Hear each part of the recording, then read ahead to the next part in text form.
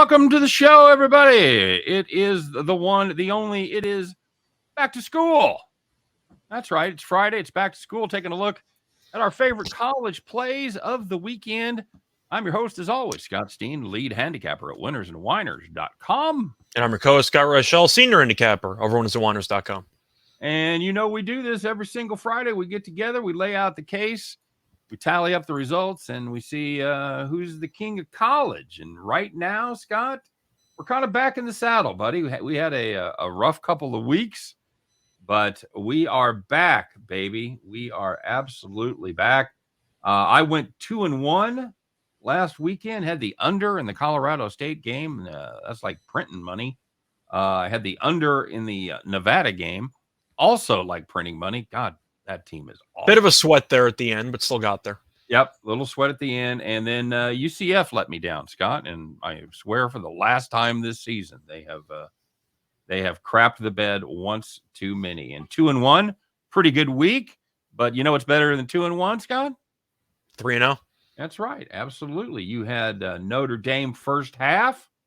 Good play right there. You had They didn't cover the full game. So everything that I thought would happen in that game happened in that game. Yep, absolutely. You had Arkansas State team total under 22.5. I believe they landed 19 in that game. They had a defensive touchdown at the end. I think they finished with 18, but they did nothing the entire game. And you had Boise State catching some 2.5, and they won outright. So well done, sir. 3-0, 2-1 at our farm play. Now 30 in a row, Scott. Yep. 30 in a row, that matchup between Alabama and Mississippi State has landed under a 60, and we wrote it. We had under 61.5, and wasn't close. Yeah, one team didn't score until the buzzer. So hard to go over when one team scores 7, Scott. Yeah. Did they score 7 or 6? I don't remember if they made them kick the extra point or not. They must have missed the 2. Because I don't think they made them attempt it because it didn't matter. No, they have to make it at the end of the game. Do you? I think so. Yeah. I don't know I know in the NFL you don't have to anymore if it doesn't matter. Nope.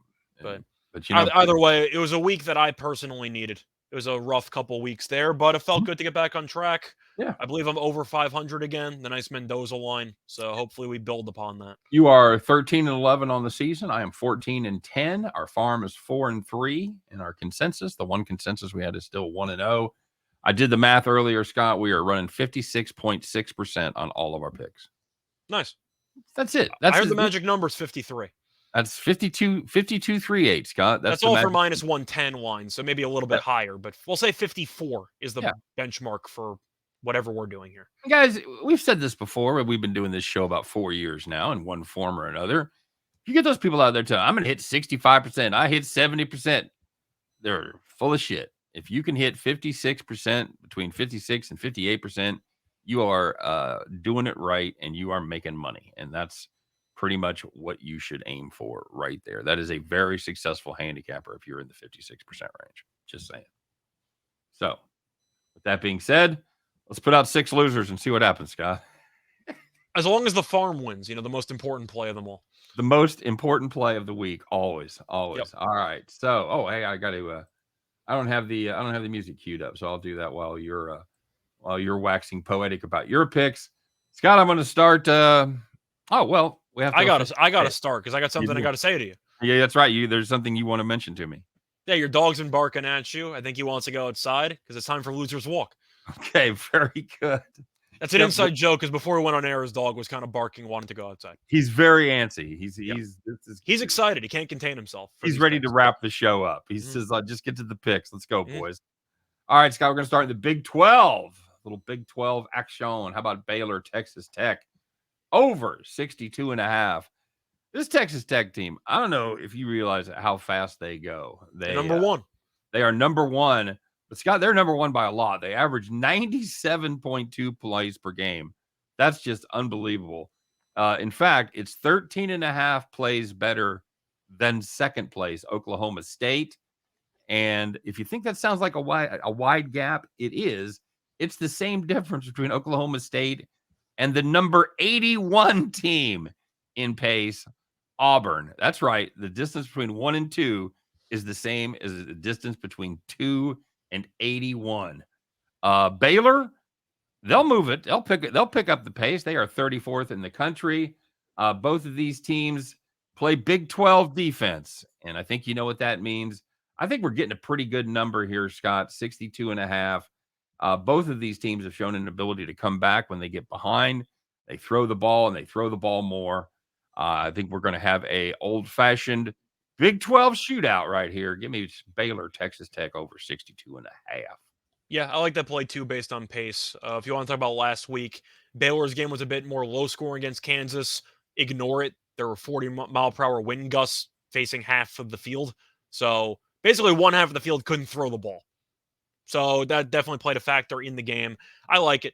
Texas Tech's been very good at home offensively, especially. Baylor can move it. Chapin's had some moments, and Reese was very good last week on the ground. I think one of these teams, if not both, probably get to 35. You probably have a close game on your hands. We saw Baylor give up 43 to West Virginia. So I don't really like their defense either. I like the over. I agree. Yeah, you've got a very real possibility of overtime here. Yeah.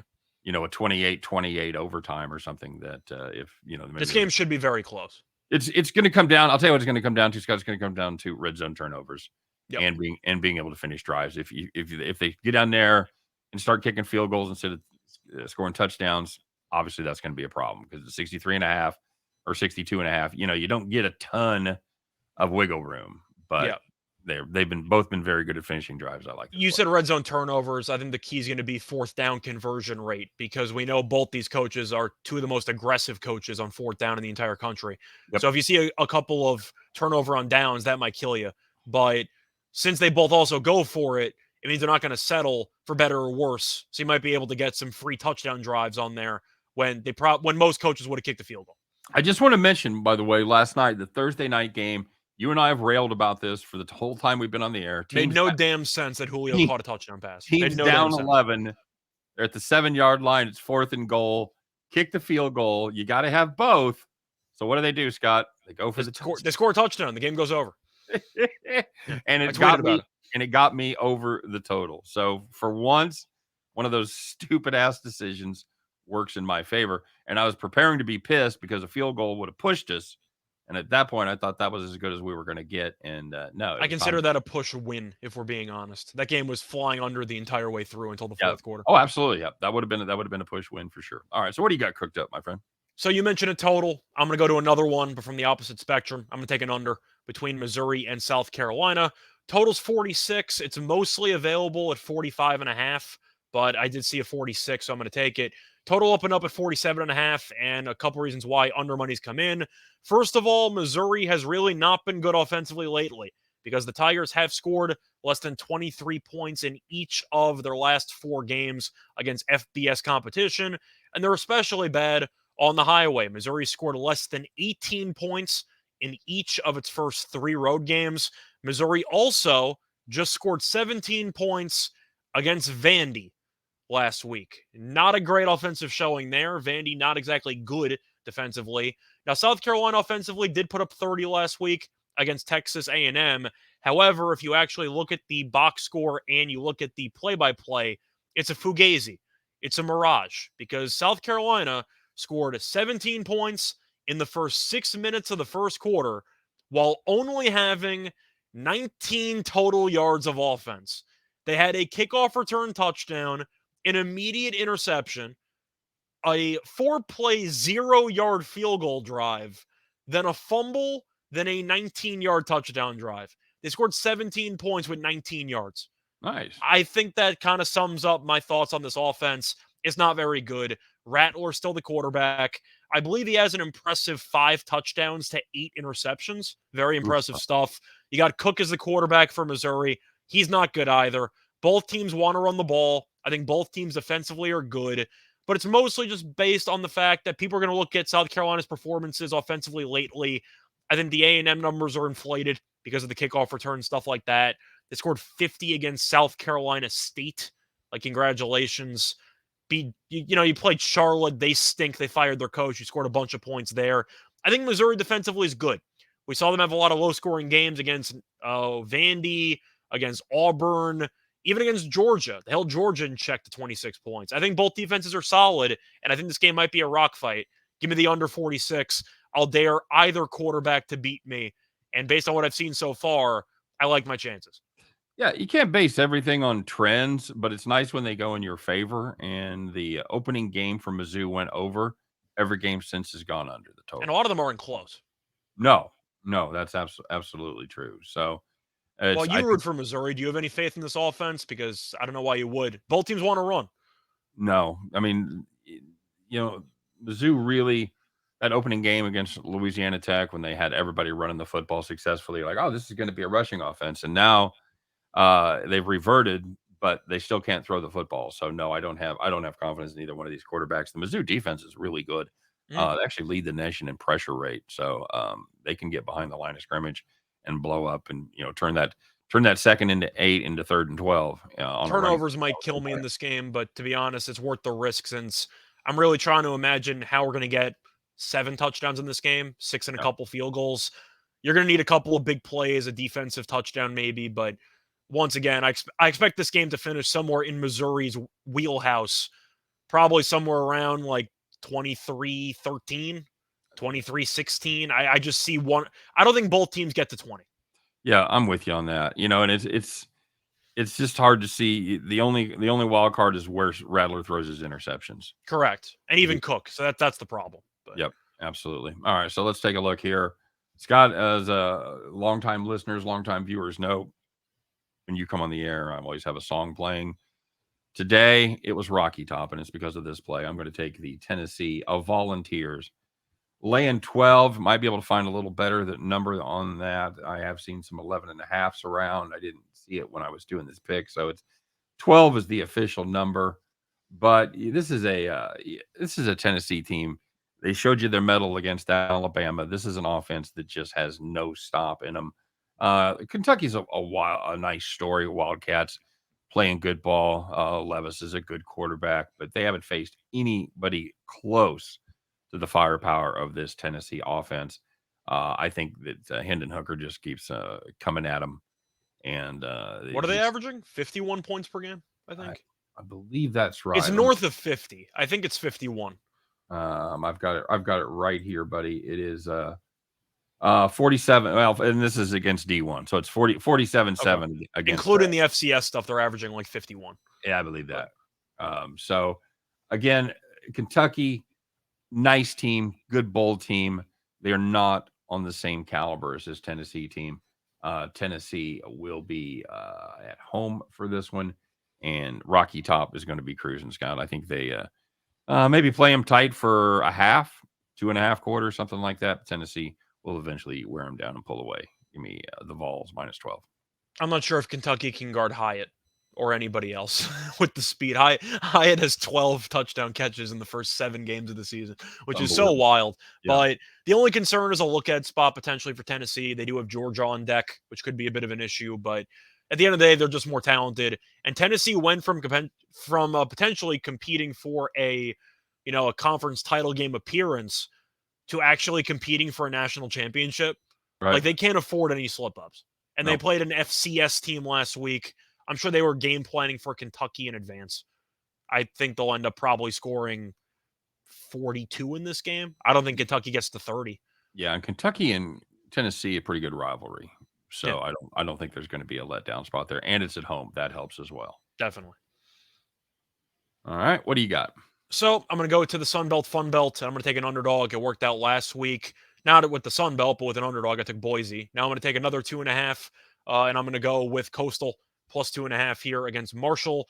Marshall had a nice win against James Madison last week on the road, and we know James Madison's a good team. So immediately you think, all right, Marshall, pretty impressive. The problem is their quarterback didn't play. Sendejo did not play, and James Madison's backup quarterback, he had 35 pass attempts. Do you want to guess his QBR? 8.7. That is giving him too much credit. He had a QBR of 2.9. Ooh. He had 4 interceptions. And if you want to see a fun stat here, James Madison with the backup quarterback went 0 for 17 on third down. 0 for 17. Wow. Marshall won the game despite having 10 first downs and going 3 for 18 on third down. And they won the game by double digits. So I'm not saying toss the entire game out, but Marshall was against a significantly compromised James Madison team.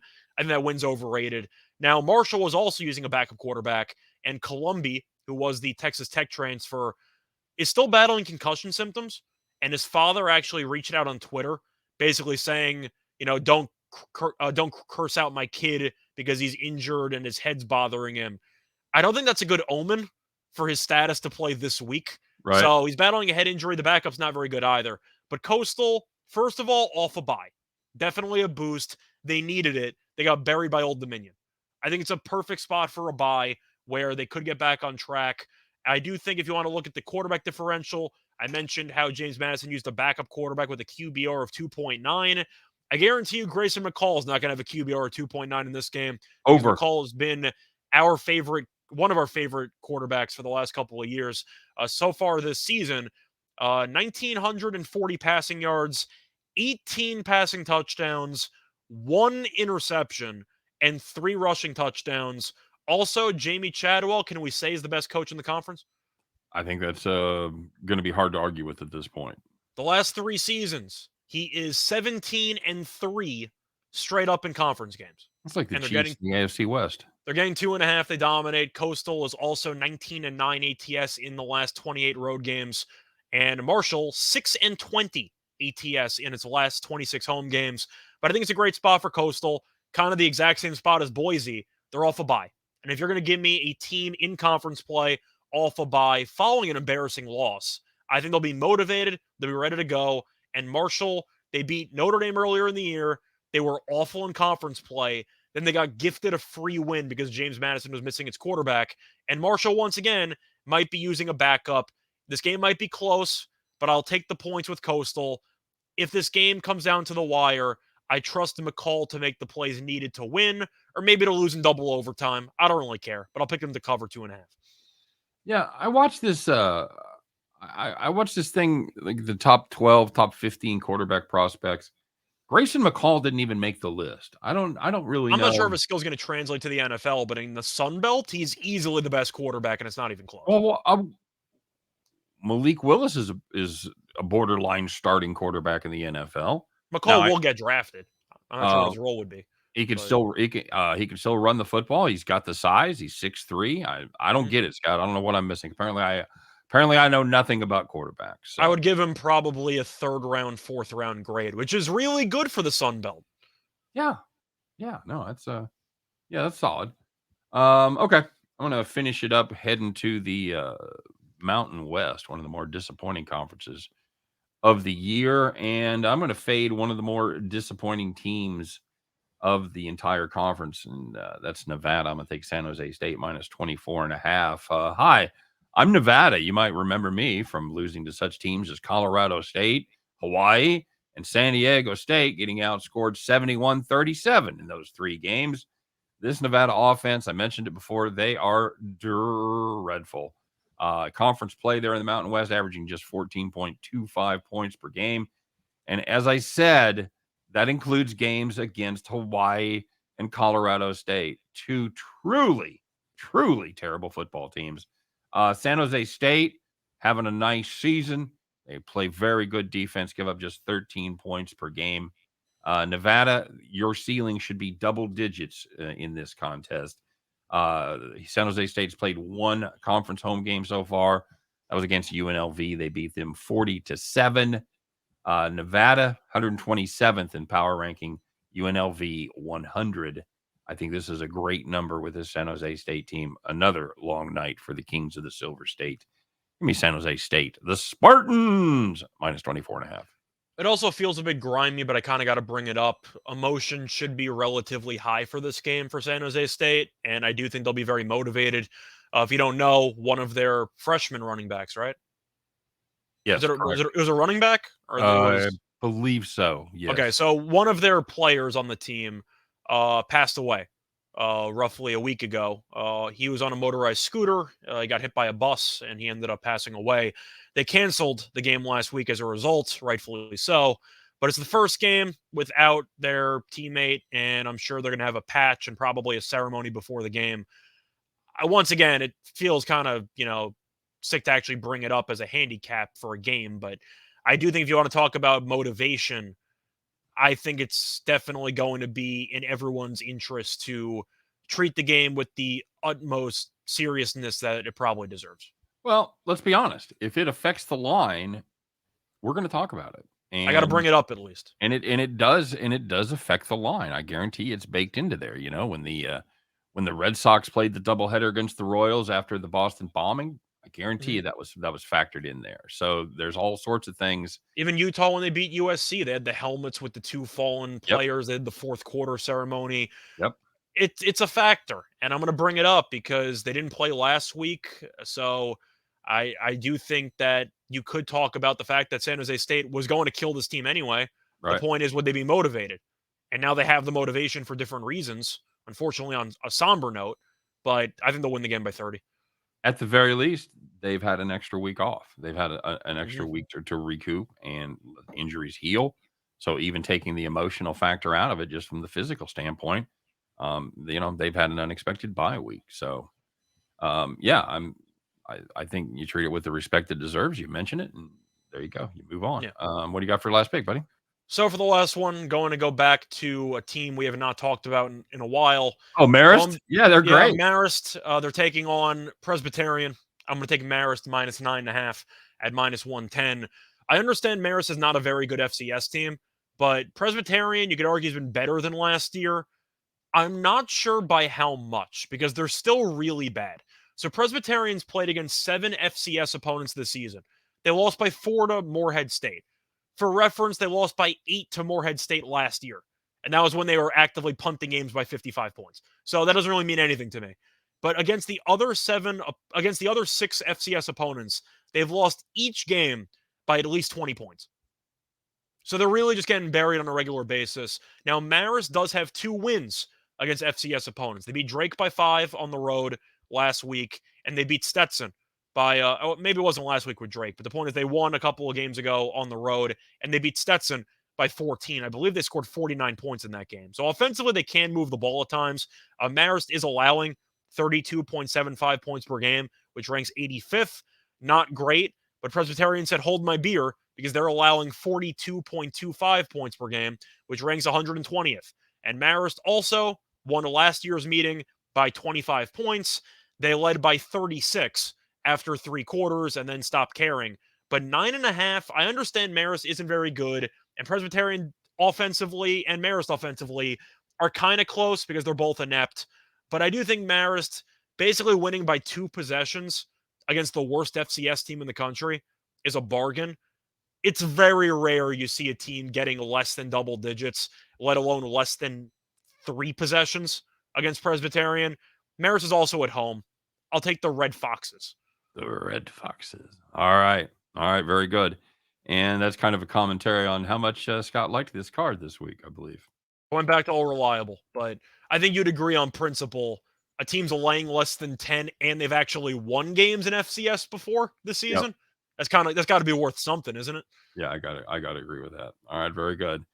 All right, my friend. Well, we have each laid out a case for our favorite 3 plays this week. There's just one thing left to do, everybody, and you know what it is. It is time. I know you guys have got your overalls, so put them on. It's Friday. Get the fancy, clean overalls on. Get your straw hat. Put it on your head. Climb aboard your John Deere. Put your lucky rabbit's foot keychain in the ignition and fire those bad boys up. Because kids, once again, it is time to bet the farm.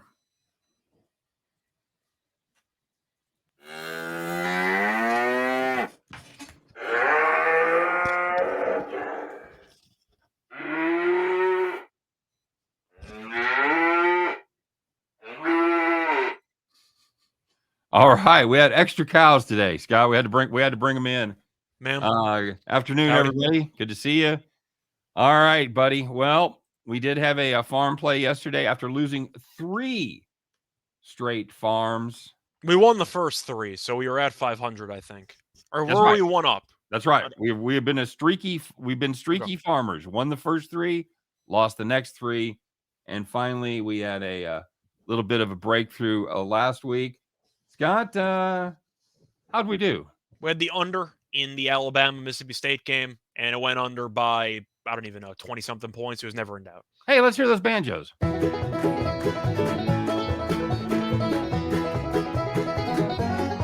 Yeehaw! I just All love how right. Mike Leach is considered an offensive genius, but his teams have never scored any touchdowns ever against Nick Saban. Ever. They just don't score any Nothing. points ever against that team. You will get nothing and like it. All right. Well, Scott, we're going to do something kind of unusual today. We're going to go and talk about a game we've already talked about from a little different angle. Go ahead, sir. So we're going to go to the South Carolina-Missouri game once again. It was actually my runner-up as my fourth pick, or I kind of alternated, but I like both. It's going to be South Carolina, and we're going to take the -3.5 at home at -110 on WinBet. Lines dropped a bit. I know it opened up at 6.5, but I think it's dropped a little bit too much that we're going to actually take South Carolina in this spot. Couple reasons for it. First of all, South Carolina's been rolling lately. Believe it or not, the Gamecocks actually ranked. I'm sure a lot of people did not notice that. They are ranked number 25. And it's because they've won 4 straight by at least 6 points. Had a nice win against A&M last week, ended up beating Kentucky 2 weeks prior. They've been pretty good, especially at home. South Carolina is 4-1 straight up at home. They lost 1 game at home, so they're vulnerable. Well, kinda. They played Georgia, so I think that's excusable. Can we say that? Yeah. It's fair they lost that home game, but they're 4-0 against every team that's not ranked number 1 in the country. Missouri, though, really, really bad on the road. Missouri is 0-3 straight up. They've gotten blown out regularly. They had the awful showing against Kansas State earlier this year. Offensively, they've scored less than 18 points in each road game. They're a disaster, and I'm sure you could talk about it, but on the road, they're really not even, Not I'd good. say, they're not Not good. good. They only scored 17 points against Vandy last week, too, as I said before, so the In a offense weird isn't way, that great. was probably their most disappointing game for me was that Vandy game. They just get nothing going against And that. they were up like 14-0 early. They let Vandy really hang around and kind of Yeah, dominate the back quarter or so. But either absolutely. way, if you want to look at the coaching differential here, I think both of us are shocked that Drinkwitz is still there. Can we say that? We thought he Yeah. should probably be fired at this point. Beamer's a coach that rubs people the wrong way personality-wise, does the dancing, does whatever, but the players like him, and I think he's a decent coach. It seems like he accomplishes a decent amount with a mediocre amount of talent, but they're at home. It's a conference game, and South Carolina wants to go bowling. It's going to be a big win if they want to go bowling. So I like Beamer to make some adjustments compared to Drinkwitz, but 3.5 at home against Missouri, who's 0 on the road. I think this line's too cheap. I like South Carolina -3.5. There you go. And that's going to do it for our Bet the Farm play. Real quick on the recap, I've got the Baylor Texas Tech over 62.5. I've got Tennessee -12 and San Jose State -24.5. Going to be keeping an eye out, see if we can break through that 24. Scott, what do you got? So I got the under in the Missouri-South Carolina game. I have the Coastal Carolina Chanticleers +2.5 on the road against Marshall. And then last but not least, I got the Fade Presbyterian bandwagon back up. I'm going with the Red Foxes -9.5. You got the Chanticleers and the Red Foxes. What could possibly go wrong, Scott? I don't know who would win, though, between a Chanticleer and a Thundering Herd, because the Chanticleers can fly over the herd. Yeah, as long as But you they're can thundering, so I don't know if they have special powers or not. I don't know. do some research. Get back to us on that next week. I'll do my best. Okay. All right, very good. All right, guys, that's it for the show. As always, thanks very much for joining us. We appreciate it. And do drop us a comment. Let us know if you're digging the show. And of course, let us know what you're playing this week. What's your favorite 3 plays? We give you ours. Let's see what you got. All right. Put them up against the pros here and see how you do. But you guys, thanks very much for joining us. We appreciate it as always. Have a great day. Have a great weekend. Good luck on all your college. Good luck on all your NFL. Little World Series. Scott, you got a World Series pick? I got the Astros in 5, if I had to guess. Astros in 5. Very You? good. All right. Well, we'll see what happens there. What are you picking? I'll take a little Phillies +165. Do you have a game amount you want to go with? Phillies in 6? I think it's going to go 7. Okay. I think it's going to be a lot of good pitching and a lot of low scoring games. We'll see what happens. I'm just concerned about the bullpen. I agree. I totally agree. You're going to have to get some length out of those starters. Got to have 6-7 minimum. Are you surprised at all that I know you want to wrap up. Sorry. Are you surprised Nola starting game 1? I really thought it'd be Wheeler. I had Wheeler. I have Nola. Double check that. I literally just looked at this. Oh, Could have sworn it was now it's been Nola. switched. Of course. I don't know why they would switch it. I think Wheeler's the better pitcher, but whatever. No, and I'm very invested in having Nola start that game, or having Wheeler start that game. Oh, that's fantastic. Okay. Either way, I think Wheeler should have started game one. That's kind of my read. I agree. All right, buddy. Well, have a great weekend, and guys, don't forget to check out the Once Upon a Time in Las Vegas. We do have our latest version up. Check that out. Drop us a comment. You win $100 just like that. So, for me, for Scott, for the whole back to school crew here, we appreciate you guys watching, and we'll be back to do it again next week as we give you our very best picks and try to have a good time, just like Rodney Dangerfield. We all head back to school. You guys take care.